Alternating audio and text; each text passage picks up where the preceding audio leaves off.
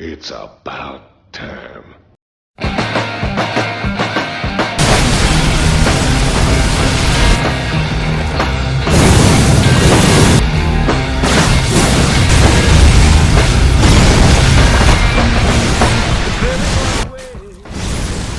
Hey guys, this is Deep.Thought from StarCraftWire.net, and I'm here to give you a virtual tour of the StarCraft II map Scrap Station.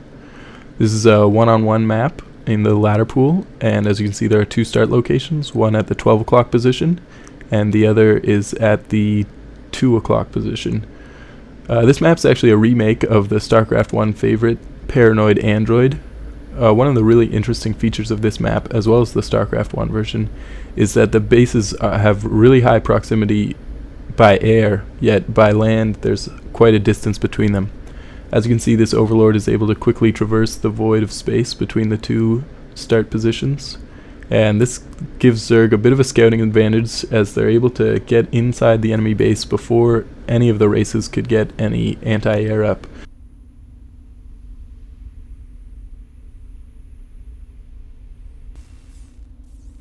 As you can see here, the Zerg Overlord is inside the Terran base, while the Terran's first barracks is just over halfway up.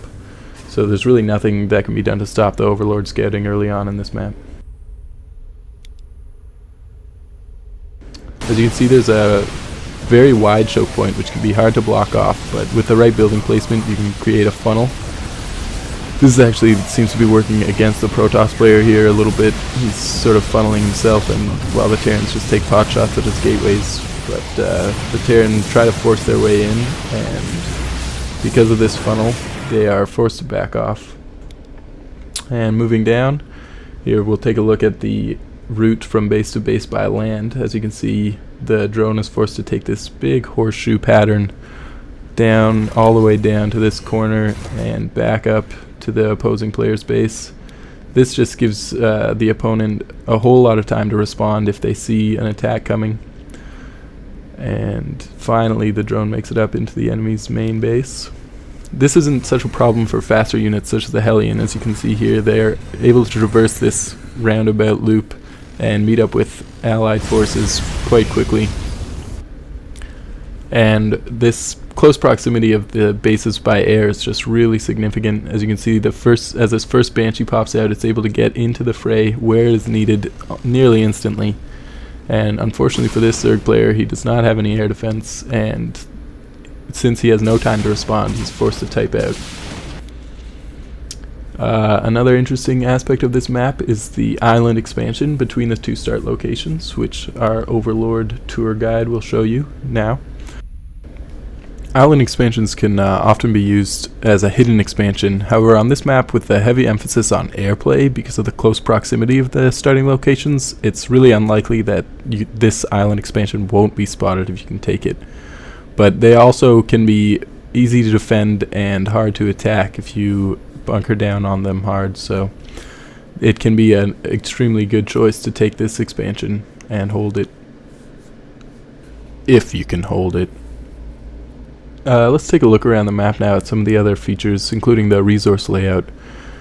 As you can see from your main base, we have this wide ramp that leads down into the first or natural expansion point.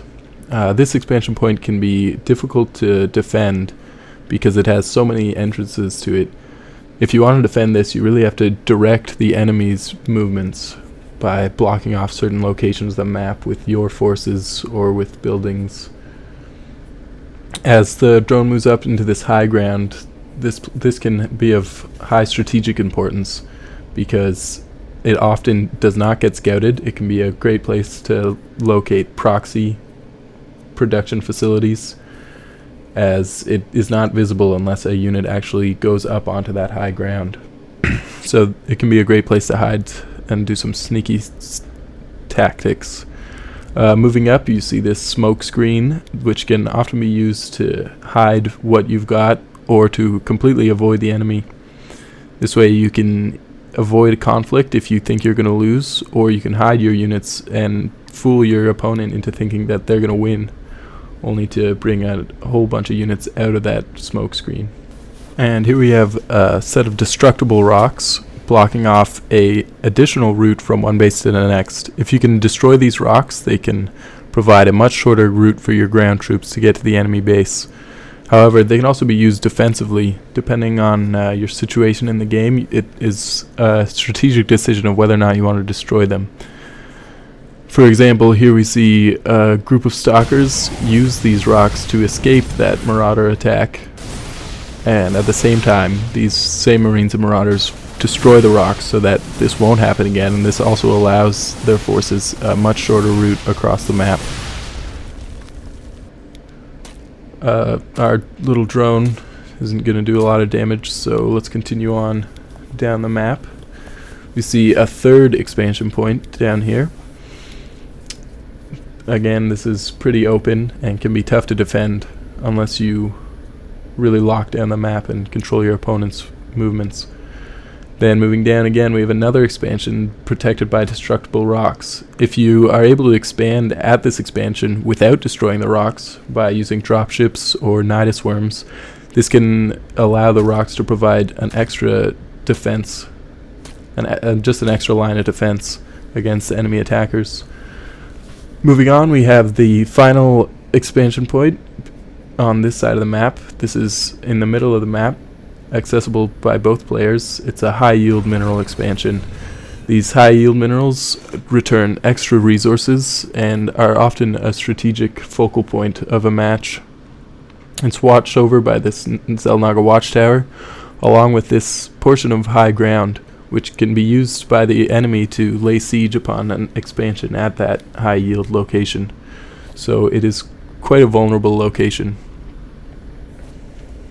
And as we move along up to the corner of this V-shaped map, we see another Xel'Naga watchtower surrounded by smoke screens. This is an extremely important watchtower to hold, as it allows you to track the enemy's movements, since they cannot cross from one side of the map to the other without going through the line of sight of this watchtower, unless of course they've destroyed those destructible rocks. But early on, before those rocks go down, this is an incredibly important location to hold. And as you can see, the other side of this map, Scrap Station, is symmetrical. It has the same walled off expansion, the same third expansion, that high ground above the natural, the smoke vents leading up into the main. So that is the virtual tour of Scrap Station, and I hope to see you on there soon.